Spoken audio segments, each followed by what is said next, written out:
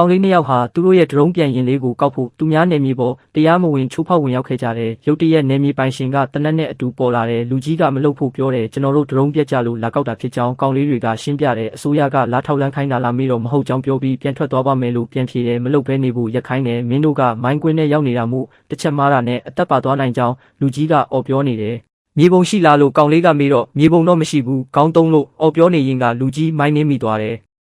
ဘုံပေါက်ကွဲရာကထွက်လာတဲ့တတုဆတစ်ခုဟာကောင်လေးဤခြေထောက်ကိုထိပြီးတွေးထွက်လုံကသတိလစ်သွားတယ်မိသက်သမားများအခင်းဖြစ်ပွားရာနေရာကိုမြန်ရောက်လာကြတယ်ဒါပေမဲ့ကောင်လေးတန်ရာအပြင်းထန်ရနေတာကြောင့်ဘိုးရှင်အဖွဲ့ရောက်လာတဲ့အထိသူတို့မဆောင်ကြဘူးမိသက်သမားနှစ်ယောက်ဟာကောင်လေးစီရောက်ဖို့မိုင်းကွင်းကိုဖျက်ကျော်ဖို့ဆုံးဖြတ်လိုက်ကြတယ်သူတို့ရှေ့မှာမိုင်းရှိမရှိစစ်ဆေးဖို့အိတ်ကြီးတစ်လုံးကိုချပြီးအဲ့ဒီနေရာကိုဆက်ဝိုင်းပုံအမှတ်အသားပြုကြတယ်သူတို့ဟာသတိကြီးစွာနဲ့ခုန်ပြီးရှေ့ဆက်သွားနေကြတယ်ဒါပေမဲ့နီးကပ်လာတဲ့အချိန်မှာမိုင်းတစ်လုံးပောက်ကွဲသွားတယ်ကံကောင်းကျင်တော့သူတို့ဟာကောင်လေးတွေကိုကဲတင်နိုင်ခဲ့ကြတယ်